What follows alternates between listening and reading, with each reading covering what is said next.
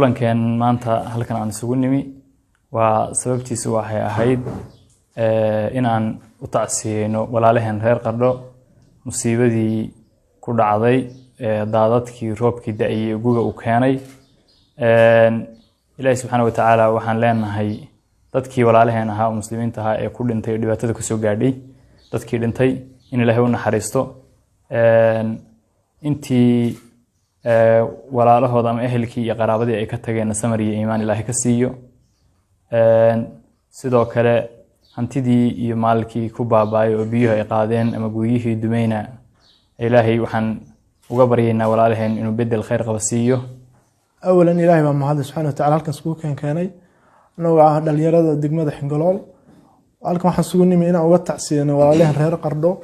maxay naajil disaster kan ama maxay musiibadan in aafada roobku keentay naf iyo maal ba keentay maxay in dhibaato soo gaadho waxaan u tacsiinaa qoysaskii maxay kaga dhinteen eheladkoodii caruurtoodii wax ku yeelaa maxay wax ku gaadheen dad maal ku waayay oo hantidii aan arkin maxay dhismayaashii guriyihii iyo hantidii maxay ganacsiga suuqa yaalay oo maxay iyadana ay aafo weyn gaadhay oo wax maxay dad ku qaadeen iyo wax maxay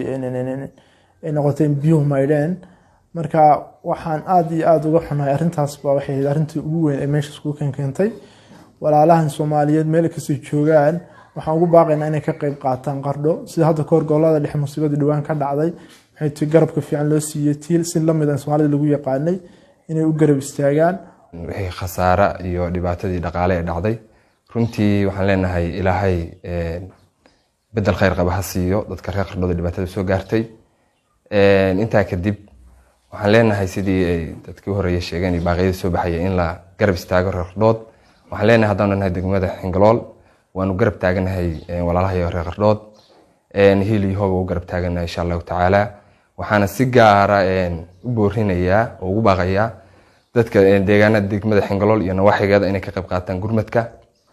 walaalahood loo sameeyo reer Qardho in la garab istaago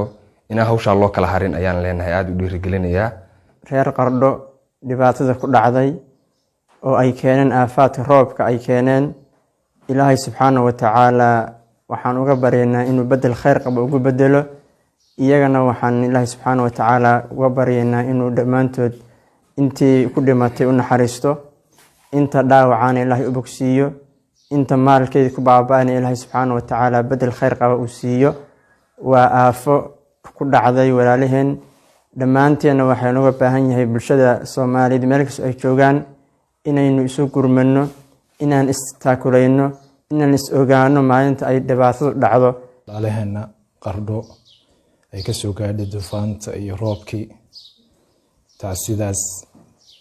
waxaan leenahay walaalaheen intii ku dhimatay Ilaahay ha u naxariisto